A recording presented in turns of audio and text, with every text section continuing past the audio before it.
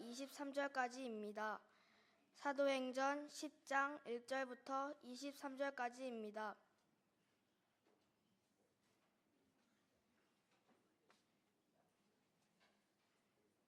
성경 봉독하겠습니다. 가이사랴에 고넬료라 하는 사람이 있으니 이달리아 부대라 하는 군대의 백부장이라. 그가 경건하여 온 지방과 더불어 하나님을 경외하며 백성을 많이 구제하고 하나님께 항상 기도하더니 하루는 제9시쯤 되어 환상 중에 밝히보매 하나님의 사자가 들어와 이르되 고넬료야 하니 고넬료가 주목하여 보고 두려워 이르되 주여 무슨 일이니까? 천사가 이르되 내 기도와 구제가 하나님 앞에 상달되어 기억하신 바가 되었으니 내가 지금 사람들을 요빠에 보내어 베드로라 하는 시몬을 청하라. 그는 무두장이 시몬의 집에 유숙하니 그 집은 해변에 있다 하더라. 마침 말하던 천사가 떠나매 고넬료가 집안 하인 둘과 부하 가운데 경건한 사람 하나를 불러 이 일을 다 이루고 요빠로 보내니라. 이튿날 그들이 길을 가다가 그 성에 가까이 갔을 그때에 베드로가 기도하려고 지붕에 올라가니 그 시각은 제6시더라. 그가 시장하여 먹고자 하매 사람들이 준비할 때에 황홀한 중에 하늘이 열리며 한 그릇이 내려오는 것을 보니 큰 보자기 같고 네 귀를 메어 땅에 들이웠더라. 그 안에는 땅에 있는 각종 네발가짐 짐승과 기는 것과 공중에 나는 것들이 있더라.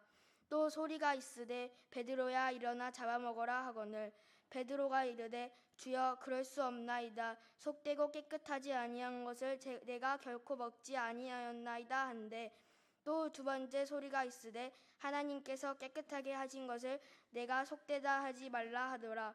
이런 일이 3번 있은 후 곧 그 그릇이 곧 하늘로 올라져 가니라.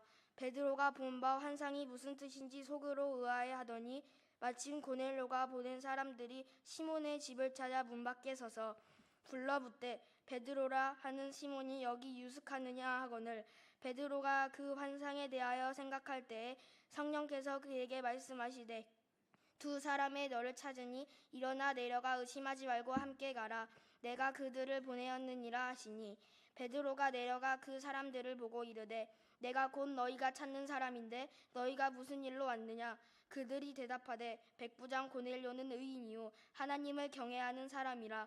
유대 온 족속이 칭찬하더니 그가 거룩한 천사의 지시를 받아 당신을 그 집으로 청하여 말을 들으려 하느니라 한데 베드로가 불러들여 유숙하게 하니라. 이튿날 일어나 그들과 함께 갈새 요빠에서 온 어떤 형제들도 함께 가니라.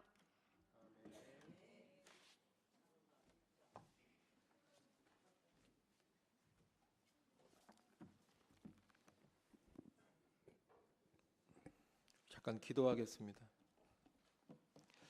하나님 아버지 감사합니다. 초등부 참여 예배로 드릴 수 있게 해주셔서 감사합니다. 우리 초등부를 기억하시고 은혜를 더하여 주옵소서. 어린아이 때로부터 하나님 말씀을 잘 배워가게 하시고 그 하나님의 말씀 안에 든든히 서게 하여 주옵소서. 예수 그리스도를 개인의 구주로 꼭 영접하게 하시고 예수 그리스도와의 인격적인 만남을 가져가게 하여 주옵소서. 말씀 안에서 변화되게 하시고 하나님의 사람으로 예수의 제자로 살아갈 수 있기를 간절히 소원합니다. 하나님의 사람들로 가득한 우리 초등부 꼭 되게 하여 주옵소서. 수고하는 모든 선생님들 붙잡아 주시고 성령으로 충만케 하시고 강건케 하여 주옵소서. 지혜와 능력으로 덧입혀 주옵소서. 우리 초등부 아이들을 뜨겁게 사랑하게 하시고 말씀과 기도 가운데 잘 양육케 하여 주옵소서. 날이 갈수록 더 견고해지는 유초등부가 되게 하시고 날이 갈수록 더 영적으로 부흥 성장하는 우리 초등부 되게 하여 주옵소서. 우리 모든 성도들도 계속해서 다음 세대에 관심을 갖게 하시고 그들을 위해 기도하게 하시고 물심양면 후원케 하여 주옵소서. 하나님 이제 주의 말씀 듣고자 합니다. 말씀 앞에 우리의 마음을 열어주시고 겸비케 하여 주옵소서. 예수님의 이름으로 기도드리옵나이다. 아멘. 사도 베드로는 팔레스타인 땅을 순회하면서 복음 사역을 감당했습니다. 그 와중에 루다에서 중풍병자 애니야를 치유했고, 욥바에서는 죽은 다비다를 다시 살리는 그런 기적을 보였습니다. 베드로는 다비다를 살린 후에 욥바에 계속 머물렀는데 욥바의 무두장이인 시몬의 집에 머물렀습니다. 이 무두장이는 가죽을 다루는 직업군입니다. 가죽을 다루기 때문에 늘상 죽은 동물을 상대하게 됩니다. 그런데 구약 율법에 따르면 죽은 동물, 이 동물의 사체는 부정한 것으로 여겨졌습니다. 그리고 이 부정한 동물 사체에 접촉하는 사람도 부정하게 되는 겁니다. 그렇기 때문에 죽은 동물의 가죽을 다루는 무두장이는 늘 어떤 상태에 있는 사람이냐? 부정한 상태에 있는 사람입니다. 그래서 유대인들은 무두장이와 접촉을 하지 않습니다. 또 무두장이의 집이라든가 무두장이의 작업 공간에 들어가지를 않습니다. 그런데 베드로는 그 규례를 뛰어넘어서 무두장이인 시몬의 집에 들어가 함께 유하고 있는 겁니다. 이를 보면 사도 베드로가 정함과 부정함의 율법 규례를 넘어서서 어느 정도 자유함을 누리고 있는 것을 알 수가 있습니다. 오늘 본문은 베드로가 그 무두장이 시몬의 집에 거하고 있을 때 일어난 사건을 기록하고 있습니다. 하나님은 가이사랴에 주둔한 로마 군대의 백부장 고넬료에게 환상을 보여주십니다. 아울러 욥바에 거하고 있던 사도 베드로에게도 환상을 보여주십니다.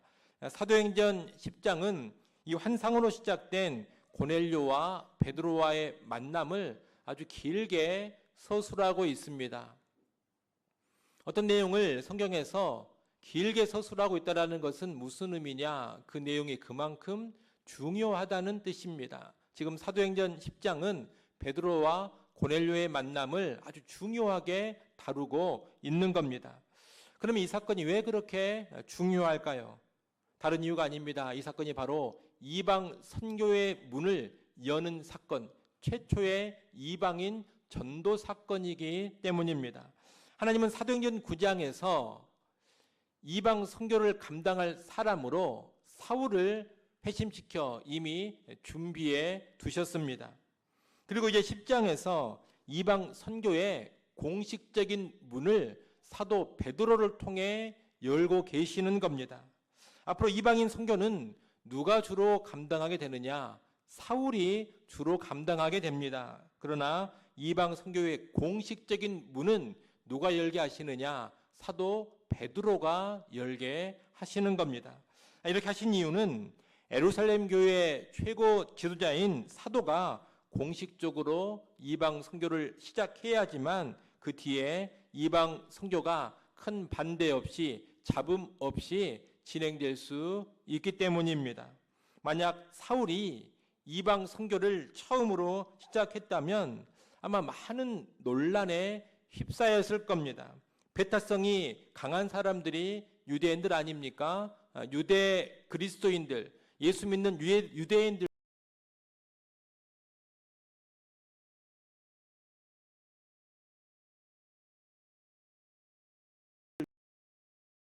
사울을 그 일을 반대할 가능성이 아주 높은 겁니다. 그러나 초대교회에서 최고의 권위를 가지고 있는 사도 베드로를 통해서 이방 선교가 시작된다면 그런 반대와 잡음이 훨씬 더 작아질 수 있는 것이고 훨씬 더 이방 선교가 수월하게 진행될 수가 있는 겁니다. 그래서 하나님께서는 이방 선교의 주 전담자로 사울을 예비시키셨지만 이방 선교의 공식적인 문은 누구를 통해 여셨느냐? 사도 베드로를 통해 여신 겁니다. 오늘 본문은 그 중요한 사건의 첫 부분인데 우리는 오늘 본문에서 다음 세 가지를 배우게 됩니다. 첫째, 복음 사역을 주도하시는 분은 하나님이시라는 겁니다. 사도행전 9장까지 보자면 지금 복음은 유대인을 넘어서 유대인의 피가 반쯤 섞인 혼혈 민족인 사마리아 사람들에게까지 전해졌습니다. 하지만 사도들과 교회는 오랜 기간 유대인들을 지배하고 있었던 이 선민 의식에서 완전히 벗어나 있지를 못했습니다. 사마리아 사람들은 그래도 유대인의 피가 절반 정도 섞여 있는 사람들입니다. 그렇기 때문에 처음에는 이들을 한 형제 자매로 받아들이는 것이 좀 껄끄럽기는 했겠지만 그래도 복음의 대상으로 인정하고 예수 믿는 사마리아 사람들을 한 형제요 자매로 받아들일 수 있었습니다. 그러나 100% 순전한 이방인들은 복음의 대상이라든가 구원의 대상으로 전혀 생각하지를 않았습니다. 그래서 사도들과 교회는 이방인에게는 복음을 전할 생각이 전혀 없었던 겁니다. 그런데 이런 상황에서 이방인에게 복음 전하는 일을 누가 시작하느냐? 바로 하나님께서 시작을 하십니다. 이방인 고넬료에게 환상을 보이시고 베드로에게 환상을 보이시면서 이방 선교의 문을 직접 열어가시는 겁니다. 하나님은 먼저 가이사랴에 있는 고넬료에게 환상을 보이시며 사람들을 욥바의 베드로에게 보내게 하십니다. 그리고 고넬료가 보낸 사람들이 베드로의 집에 거의 도착할 무렵에 베드로에게도 환상을 보여주십니다. 아주 절묘한 타이밍에 베드로에게 환상을 보이신 겁니다. 또 오늘 본문 20절에 보면 고넬료가 보낸 사람들이 욥바에 있는 무두장이 시몬의 집에 와서 베드로를 찾을 때 성령께서 베드로에게 말씀하십니다. 뭐라고 말씀하십니까? 의심하지 말고 함께 가라. 내가 그들을 보냈다. 이렇게 말씀하십니다. 베드로가 더 수월하게 움직일 수 있도록 성령께서 음성을 들려주시며 일하고 계시는 겁니다. 그래서 베드로는 고넬료가 보낸 사람들을 맞이해서 자초지종 설명을 듣습니다. 그리고 하룻밤 머물게 하고 그 다음 날에 욥바에 있는 신자들 몇 사람과 함께 가이사랴의 고넬료의 집으로 가게 되는 겁니다. 여러분, 이런 일들이 우연히 일어난 일이 아닙니다. 하나님의 주도 면밀한 계획 가운데 펼쳐지고 있는 일들입니다. 지금 하나님께서 이 모든 일을 세세하게 간섭 개입하시며 이끌어가고 계신다는 겁니다. 하나님은 각기 다른 지역에 거주하고 있던 고넬료와 베드로에게 환상을 보여주셨습니다. 절묘한 타이밍에 사건들이 일어나게 하십니다. 필요한 순간에 성령의 음성도 들려주십니다. 하나님은 이렇게 모든 것을 다 주관해 가시면서 이방 선교의 문을 열고 계시는 겁니다. 여러분, 앞서 말씀드린 것처럼 당시 교회와 사도들은 이방인 전도, 이방 선교를 생각지도 않고 있었습니다. 이방인에게는 복음 전할 필요가 없다. 다 이런 생각을 하고 있었던 겁니다. 하지만 하나님께서 이방 선교를 준비하시고 하나님께서 주도적으로 일해 가십니다. 만약 하나님께서 이렇게 일하시지 않았더라면 사도들과 교회는 평생토록 이방인 전도, 이방 선교를 하지 않았을 겁니다. 그런데 하나님이 일하심으로 이방 선교를 시작하게 된 겁니다. 이를 통해 우리는 복음의 주체는 바로 하나님이시고 선교의 주체도 바로 하나님이시라는 것을 알게 되는 겁니다. 여러분, 언제나 그렇습니다. 복음 사역을 비롯한 모든 하나님의 일은 누가 주체냐? 하나님이 주체입니다. 누가 주도해 가시는 것이냐? 하나님이 주도해 가시는 겁니다. 교회와 성도들, 우리들은 하나님이 주도하신 그 일에 동역자로 존재할 뿐이요, 협력자로 일할 뿐입니다. 그러니 교회는 언제나 이 사실을 기억하고 주도하시는 하나님을 뒤따라가야 하는 겁니다. 오늘날 교회는 프로그램과 전략 그리고 조직력으로 사역을 많이 진행합니다. 우리 교회도 그런 것들이 많이 있습니다. 전도, 선교, 양육과 훈련, 봉사, 때로는 건축 같은 여러 가지 사역과 프로그램, 계획을 추진하고 있습니다. 그러나 그 어떤 계획과 전략보다 더 중요한 것은 무엇이냐?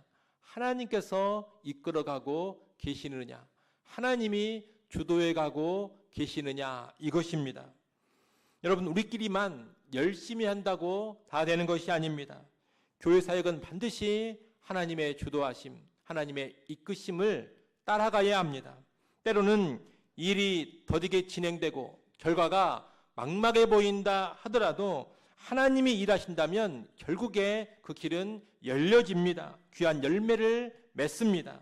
반대로 사람이 주도하고 하나님이 빠져버린 사역은 아무리 거창해 보이고 괜찮아 보이고 화려해 보인다 하더라도, 또 결과가 좋아 보인다는 분명한 보장이 있어 보이더라도 오래가지 못합니다. 의미 있는 열매를 맺지도 못하는 겁니다. 그러니 우리 교회는 모든 사역을 계획하고 추진할 때마다 반드시 먼저 무릎 꿇고 기도할 수 있어야 할 것입니다. 이 일이 과연 하나님께서 원하시는 일인가? 하나님이 시작하시는 일인가? 하나님께서 주도하시고 하나님이 이끌어 가시는 일인가? 이것을 기도하는 가운데 검토하고 기도하는 가운데 그런 확신을 가져야 하는 겁니다. 때로는 전혀 생각지도 않았던 일을 해야 할 때도 있을 겁니다. 우리는 어떤 내용에 대해서, 어떤 일에 대해서 기도를 한 적도 없고 생각해 본 적도 없고 계획도 안 하고 꿈꿔본 적도 없는 일인데 하나님께서 묘하게 이끌어 가시며 하게 하시는 그런 일들이 있습니다. 하나님은 그렇게도 일해 가십니다. 그런 일들이 있다면 교회는 또 그런 일들을 기꺼이 마음을 열고 받아들이면서 감당해 가야 하는 겁니다. 교회 사역만 그런 것이 아니라 여러분 개인의 삶에 있어서도 똑같습니다. 내가 인생의 주도자가 아니라 여호와 하나님이 내 인생의 주권자요 주도자라는 것을 인정해야 합니다. 그런 가운데 삶의 크고 작은 결정들 앞에서 하나님이 이끄시는 길을 분별하면서 걸어가야 합니다. 여러분, 하나님이 주도하시면 길이 막힌 듯해도 결국 내 인생길이 열립니다. 그러나 내가 주도해 가면 길이 열려 보인다 하더라도 결국에는 길이 막혀버릴 겁니다. 그러면 여러분의 인생에 있어서도 하나님의 일하심을 꼭 신뢰하시고 하나님의 시간표, 하나님의 방법, 하나님의 인도에 신앙을 가져야 합니다. 이를 마음 깊이 새기시고 교회 사역에 있어서나 여러분 개인의 삶에 있어서나 언제나 하나님을 바라보고 하나님을 의지하며 하나님의 이끄심을 분별하면서 그분을 뒤따라가기 바랍니다. 이를 위해 말씀과 기도에 언제나 깊이 침잠하는 저와 여러분이 될 수 있기를 간절히 소원합니다. 둘째, 하나님의 음성에 순종하는 사람이 되어야 한다는 겁니다. 하나님의 음성에 순종하는 사람이 되어야 한다는 교훈은 고넬료를 통해 배우는 겁니다.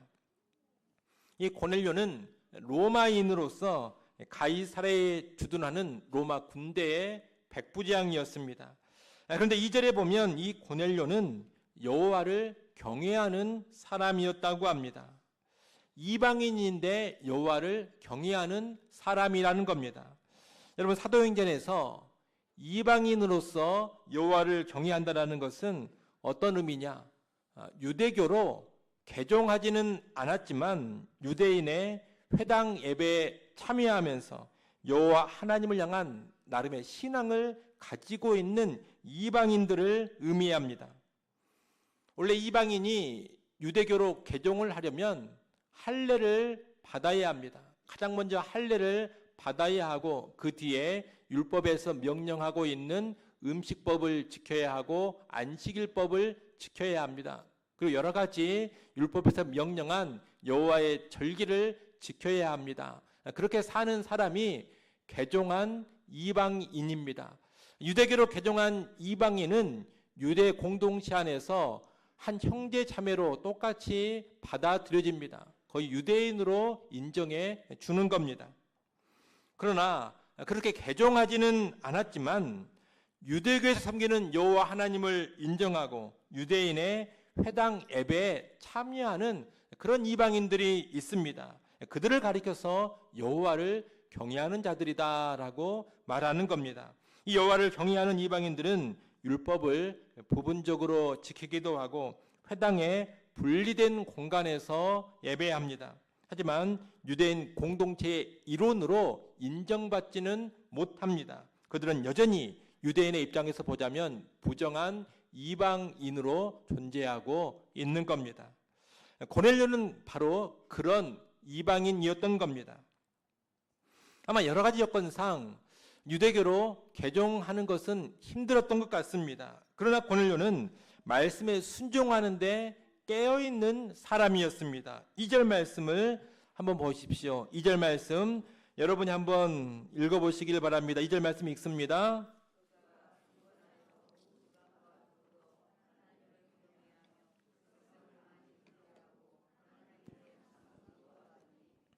아멘. 여러분, 고넬료에 대한 설명을 하고 있는데 고넬료에 대한 이 설명은 그가 이방인이라는 제한된 신분 가운데서도 말씀을 듣고 배운 대로 순종하는 데 힘쓰는 사람이다. 이것을 보여주고 있습니다. 율법에서 가르치고 있는 중요한 경건이 기도와 구제인데 이 고넬료는 그 일에 지금 힘쓰고 있습니다. 유대교로 개종한 사람은 아닙니다. 여전히 이방인의 신분입니다. 하지만 그런 가운데서도 말씀을 배운 대로 열심히 순종하며 살고 있는 겁니다. 이런 순종의 삶이 하나님께서 그를 이방 선교의 첫 열매로 선택해 주신 배경이 되는 겁니다. 이런 고넬료는 환상을 통해 들은 하나님의 말씀에도 적극적으로 순종합니다. 3절에 보면 제9시라고 하는데 제9시는 오후 3시로 유대교인들의 기도 시간입니다. 이 기도 시간에 고넬료가 환상을 보게 되는데 그 환상에서 주의 사자가 뭐라고 말합니까? 욥바로 사람을 보내어 베드로라고 하는 시몬을 초청하라 그렇게 명합니다. 그러자 고넬료는 즉시 욥바로 사람을 보내서 베드로를 부르고자 합니다. 여러분, 고넬료는 지금 구체적으로 무슨 일이 벌어지고 있는지를 전혀 모릅니다. 다만 하나님이 명하신 대로 순종하고 있을 뿐입니다.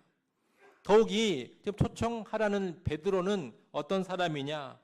고넬료가 유대교에 지금 동참하고 있지 않습니까? 고넬료가 유대교에 동참하고 있는데 그가 참여하고 있는 유대교회에서 이단급으로 경계 조치가 내려진 사람이 바로 베드로입니다. 그런 사람을 부른다라는 것이 쉬운 것은 아닙니다. 하지만 고넬료는 하나님이 명령하신 대로 즉각 순종하고 있는 겁니다. 이런 순종 가운데 고넬료는 하나님의 이방 선교 역사에 쓰임받고 있는 겁니다. 여러분, 하나님은 순종하는 사람에게 늘 주목하시고 하나님은 순종하는 사람을 즐겨 사용하십니다. 우리 인간편에서 보자면 순종을 통해서 하나님께 쓰임을 받는 겁니다. 그래서 이 순종이라는 것이 신앙생활에서 아주 중요합니다. 이 순종은 내 여건이 좋아서만 하는 것이 아니고 이해가 다 잘 돼가지고 하는 것도 아닙니다. 때로 순종하기에 내 형편과 여건, 주변 상황이 좋지 않을 수도 있습니다. 때로 왜 이런 일을 하라고 하시는지 이해가 되지 않을 때도 있습니다. 때로 어떤 순종의 명령에 대해서는 강력한 거부감이 들 수도 있습니다. 실제로 오늘날 많은 성도들을 보면 말씀을 듣고서도 내 형편, 내 상황에서는 힘들다 그러면서 순종해야 될 명령을 미루는 경우가 얼마나 많은지 모릅니다. 내 상황에는 어렵다 그러면서 자꾸 나중에 그럽니다. 때로 감정적으로 수긍이 안 돼서 불순종하기도 합니다. 내 마음이 불편해서 하라는 대로 못하겠다는 겁니다.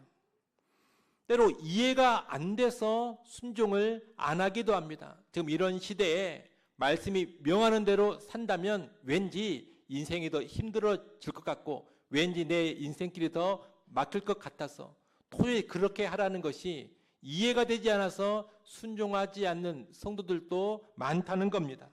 그러나 여러분, 오늘 본문의 고넬료처럼 우리는 순종하는 믿음을 반드시 가져야 합니다. 예를 들어 누군가를 용서하라 이런 말씀 앞에서 여전히 감정적으로 동의가 되지 않고 마음이 닫혀 있다면 그 마음을 열어야 합니다. 하나님, 참 감정적으로는 내키지 않습니다만 하나님께서 하라고 하시니 내가 하겠습니다. 이렇게 나가야 하는 겁니다. 또 교회 봉사나 헌신의 자리에서 부담이 느껴질 때도 있을 겁니다. 그럴 때도 나는 안 돼, 난 못해, 그렇게만 반응할 것이 아닙니다. 그렇게만 반응하지 마시고 하나님의 뜻에 따르는 일이라면 내가 해보겠습니다. 그렇게 나갈 줄 알아야 합니다. 때로 이해되지 않는 명령이 주어진다 하더라도 전문가들은 다 그렇게 하지 말라고 하지만 하나님이 그렇게 하라고 명하신다면 세상 전문가들이 뭐라고 말한다 하더라도 또 요즘 시대의 추세가 어떻다 하더라도 나는 그 말씀대로 살아보겠습니다 하고 움직이는 모습이 필요한 것입니다. 여러분, 그런 순종이 하나님의 역사를 이루는 통로가 됩니다.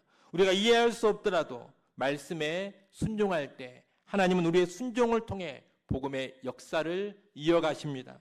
우리가 내키지 않더라도 하나님의 뜻에 순종할 때 하나님의 일하심이 펼쳐집니다. 순종 가운데 예기치 못한 하나님의 뜻이 이루어지는 것이고 순종 가운데 내 생각을 넘어서는 하나님의 역사가 펼쳐져 가는 겁니다. 여러분, 하나님의 역사는 언제나 순종하는 자를 통하여 일어납니다. 순종은 이해, 감정을 넘어서는 믿음의 결단입니다. 바라기는 우리 교회가 말씀 앞에 머뭇거리지 않고 말씀대로 순종함으로써 하나님의 일하심에 동참할 수 있기를 소원합니다. 여러분도 가정과 교회와 직장에서 하나님의 말씀에 주님의 뜻에 즉각적으로 순종하는 그런 믿음을 키워가시기를 바랍니다. 그런 순종이 우리의 사역과 우리의 인생에 새로운 차원의 문을 열어줄 것입니다. 마지막 세 번째로 자신의 고정관념이나 편견을 내려놓을 줄 알아야 한다는 겁니다. 자신의 고정관념이나 편견을 내려놓을 줄 알아야 한다는 교훈은 베드로에게 주어지는 환상을 통해서 배우는 겁니다. 고넬료는 제9시 기도 시간에 환상을 봤는데 베드로는 그 다음 날 제6시, 다시 말하면 낮 12시 기도 시간에 환상을 봅니다. 그 환상이 오늘 보면 10절부터 16절에 쭉 나옵니다. 베드로가 환상해 보니 부정한 짐승들이 가득한 큰 보자기 같은 그릇이 내려왔습니다. 이 부정한 것이란 율법에서 먹는 것이 금지된 동물들을 가리키는 겁니다. 율법에 따르면 돼지를 위시한 여러 가지 동물들이 부정한 것으로 규정되어 있습니다. 그런 부정한 동물들은 먹는 것이 금지되어져 있습니다. 이것이 유대 율법에서 명하는 음식법입니다. 그런데 그런 부정한 동물들이 가득한 큰 그릇이 내려오면서 어떤 음성이 들려옵니까? 잡아 먹으라는 겁니다. 이에 베드로는 잡아먹을 수 없다고 합니다. 자기는 속되고 깨끗하지 않은 것을 결코 먹을 수 없다는 겁니다. 그러자 15절의 음성이 또다시 들려옵니다. 15절 말씀을 여러분이 읽어보십시오. 15절 말씀 읽습니다. 또 두 번째 소리가 있으되 하나님께서 깨끗하게 하신 것을 내가 속되다 하지 말라 하더라. 아멘. 하나님께서 잡아먹어라 이렇게 음성을 들려주셨는데 베드로가 못 먹겠습니다 이렇게 반응했습니다. 그러자 이 15절의 음성이 다시 들려온 겁니다. 하나님이 깨끗하게 하신 것을 네가 속되다고 하지 말라, 이런 음성입니다. 이런 일이 3번이나 반복된 후에 부정한 것을 담은 그릇이 하늘로 올려져 갔습니다. 3번 반복됐다는 것은 무슨 의미겠습니까? 잡아먹으라는 그 음성 앞에 베드로가 3번 계속 거부했다는 겁니다. 베드로가 지금 완강하게 거부하고 있는 겁니다. 여러분, 이 환상은 신약 시대에 율법에서 규정한 부정하고 정한 것의 구별이 철폐되었다. 이것을 알려주는 겁니다. 신약 시대에는 더 이상 구약 율법에서 명한 음식법에 매여 있을 필요가 없다는 겁니다. 사실 이것은 이미 예수님께서 마가복음 7장에서 선언하신 내용입니다. 마가복음 7장에서 예수님은 음식법의 폐지를 선언하셨습니다. 먹는 것을 가지고 정함과 부정함을 논할 것이 아니라고 분명하게 말씀하셨습니다. 그래서 예수님이 오심으로써 음식법을 비롯한 율법의 외적 규례들은 다 폐지되고 그로부터 자유케 된 겁니다. 그런데 이런 규정의 폐지는 자연스럽게 이방인을 부정하게 여기고 멀리하는 관습도 사라져야 됨을 의미합니다. 부정한 음식은 먹으면 안 된다. 이 율법 규정의 연장선 위에서 이방인도 부정하기 때문에 그들과 접촉하거나 함께하면 안 된다는 규정이 덧붙여졌습니다. 그런데 이제 부정한 음식, 정한 음식의 구별이 사라지고 어떤 음식이라도 먹을 수 있다면 이방인도 어떻게 대해야 합니까? 그전과는 다르게 대해야 합니다. 이방인을 부정하게 보면서 접촉하지 않고 멀리하는 그런 규례도 폐기되어야 하는 겁니다. 다시 말해 이제는 이방인에게도 복음을 전하고 이방인과도 하나 되어 어우러지는 모습을 보여야 하는 겁니다. 하지만 유대교 안에서 오랫동안 생활해왔던 이 베드로 입장에서는 어떻습니까? 수십 년 동안 음식법을 지키면서 살아왔는데 그 음식법을 하루아침에 깨뜨리는 것이 결코 쉽지가 않습니다. 그래서 하늘의 음성이 들림에도 불구하고 계속해서 거부하고 또 거부한 겁니다. 같은 맥락에서 이 베드로가 유대교에서 부정하게 여기는 이방인을 자유롭게 만나서 교제하는 것이 쉽겠습니까? 여러분 그 일도 결코 쉽지가 않습니다. 너무나 껄끄러운 일이 되는 겁니다.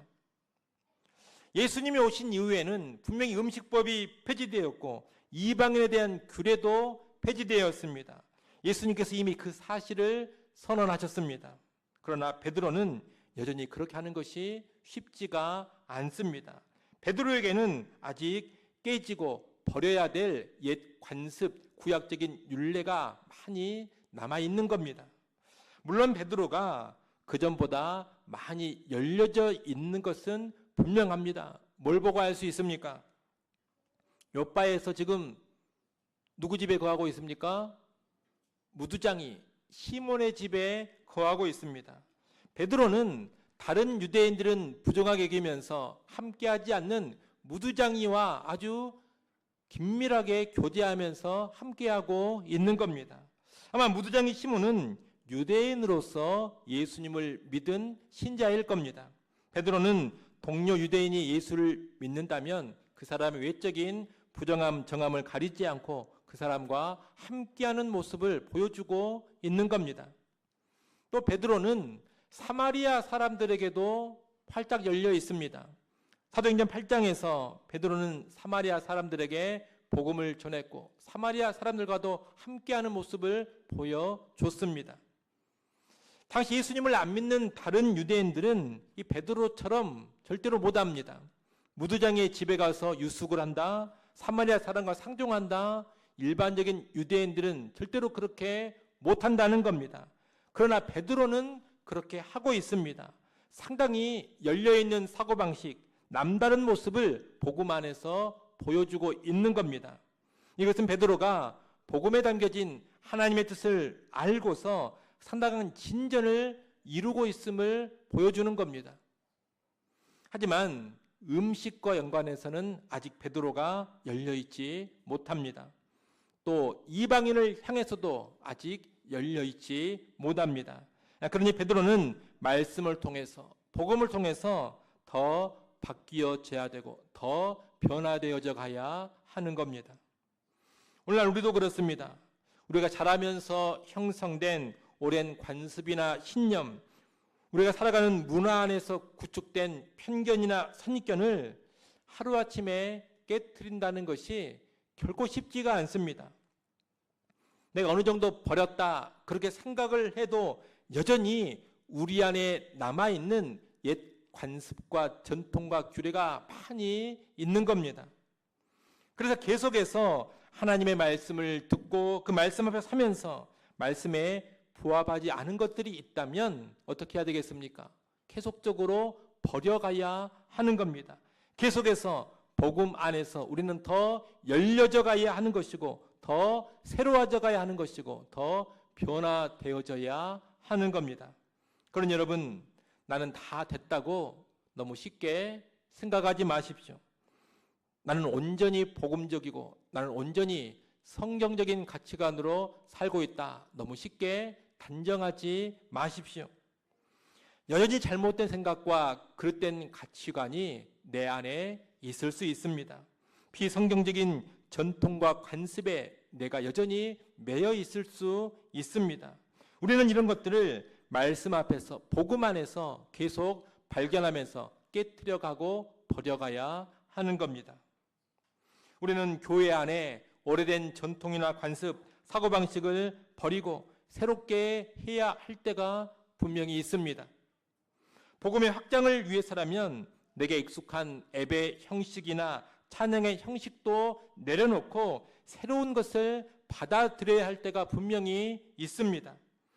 젊은 세대와의 차이를 요즘 애들은 이해가 되지 않는다면서 그냥 멀리할 것이 아니라 그들에게 다가가서 복음으로 품는 그런 모습을 보여야 할 때도 있는 겁니다.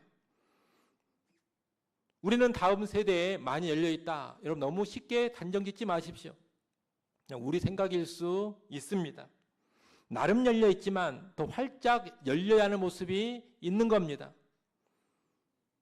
또 사회적으로 약한 자들, 교회 밖에 낯선 이웃에게 편견 없이 손을 내밀기도 해야 합니다. 우리 딴에는 나름 편견이 없다 이렇게 생각을 하지만 그것은 우리 생각일 뿐이고 우리도 모르게 가지고 있는 심한 편견이 있을 수 있습니다. 그런 것들이 발견되면 과감하게 떨쳐내버려야 합니다. 교회 사역이나 프로그램도 무조건 예전에 하던 것만 그대로 고집하고 붙잡고 있을 것이 아닙니다. 복음을 더 잘 구현할 수 있다면, 복음의 확장에 도움이 된다면 과감하게 버릴 것은 버리고 바꿀 것은 바꾸고 새롭게 할 것은 새롭게 하는 일들을 해야 합니다. 그것을 못하면 고정관념이나 편견에 사로잡혀서 복음의 확장에 걸림돌 역할을 하게 되는 겁니다. 교회 안에 그런 사람들이 많이 있습니다. 나이 든 사람만 그런 게 아닙니다. 때로는 젊은 사람도 그런 고정관념이나 편견에 사로잡혀서 복음의 확장에 걸림돌 되는 그런 사람들이 많다는 겁니다. 우리는 결코 그런 사람이 되어서는 안 되겠습니다. 제 말을 오해하지는 마십시오. 무조건 바꿔라, 무조건 변화를 줘라 이런 말이 아닙니다. 사실 저는 대단히 보수적인 사람입니다. 신학도 아주 보수적이고 성경 해석도 아주 보수적으로 합니다. 교회 전통에 있어서도 대단히 보수적입니다. 과거의 전통을 쉽게 깨트리면 안 된다, 확고하게 그런 생각을 가지고 있는 사람입니다. 그러나 말씀에 어긋나지 않고 진정한 복음의 확장을 위해서라면 기꺼이 바꿀 것은 바꿔야 하고 새로워져야 할 것은 새로워져야 한다는 겁니다. 여러분, 복음은 나의 생각을 넓히고 편견을 녹이는 능력입니다. 복음은 굳어버린 관습과 규례를 새롭게 하는 생명력입니다. 그런 능력, 그런 생명력을 나타내는 교회와 성도들이 되어야 합니다. 그것이 복음적인 교회고 복음적인 성도입니다. 아무쪼록 복음의 능력과 복음의 생명력을 더욱 왕성하게 나타내는 우리 교회와 성도들이 될 수 있기를 간절히 바랍니다. 이제 말씀을 냈습니다. 여러분, 이방 선교의 문은 베드로가 연 것도 아니고 고넬료가 연 것도 아닙니다. 누가 여셨습니까? 하나님이 여셨습니다. 복음의 주체는 하나님이십니다. 하나님께서 주권적으로 일하시며 사람들을 준비시키고 타이밍을 맞추시고 이방 선교의 문을 여신 겁니다. 우리가 섬기고 예배하는 하나님은 지금도 그렇게 일하십니다. 우리가 알지 못하는 사이에도 하나님은 계속해서 일하고 계시며 하나님이 주도하시는 복음의 역사는 지금도 쉼없이 진행되고 있는 겁니다. 우리는 그 하나님의 일하심을 신뢰하면서 그분께 적극적으로 순종하는 사람이 되어야 하겠습니다. 이해가 되지 않아도, 계산이 서지 않아도, 감정적으로 내키지 않는다 하더라도 주께서 말씀하시면 아멘하고 순종하십시오. 그 순종을 통해서 하나님은 당신의 일을 더 위대하게 이루어 가십니다. 또한 우리는 우리 마음속에 여전히 남아있는 고정관념과 편견을 내려놓을 줄 알아야 합니다. 하나님은 우리에게 익숙한 틀들을 깨뜨려 버리시고 복음의 시야를 넓혀가기를 원하십니다. 나는 원래 이런 사람이야. 이것은 우리 방식이 아니야. 여러분, 그런 생각을 버려야 합니다. 그것을 버리지 못한다면 우리는 하나님의 새로운 역사를 보지 못할 겁니다. 하나님께서 오늘 우리에게도 말씀하십니다. 내가 깨끗하게 한 것을 네가 속되다 하지 말라. 여러분, 그 음성 앞에 순종하십시오. 하나님이 주도하시는 복음의 역사에 동참해 가십시오. 내 생각의 틀을 내려놓고 말씀 앞에 겸손히 엎드리십시오. 그때 우리 교회를 통해서, 여러분의 삶을 통해서 하나님께서 새로운 복음의 길을 열어 가실 겁니다. 그 길을 함께 가는 우리 모두가 될 수 있기를 간절히 바랍니다. 기도합니다. 하나님 아버지, 오늘 말씀을 통해 복음의 주체, 선교의 주체가 하나님이심을 다시금 깨닫게 하시니 감사합니다. 우리의 계획보다 하나님의 뜻을 먼저 구하게 하시고 고넬료처럼 주신 말씀에 즉각 순종하는 믿음을 허락하여 주옵소서. 또한 우리가 가진 고정관념과 편견을 내려놓고 복음을 위하여 적극적으로 움직여가게 하여 주옵소서. 우리 교회를 통해 하나님이 열어가시는 복음의 문이 더 활짝 열리게 하여 주옵소서. 예수님의 이름으로 기도드리옵나이다. 아멘.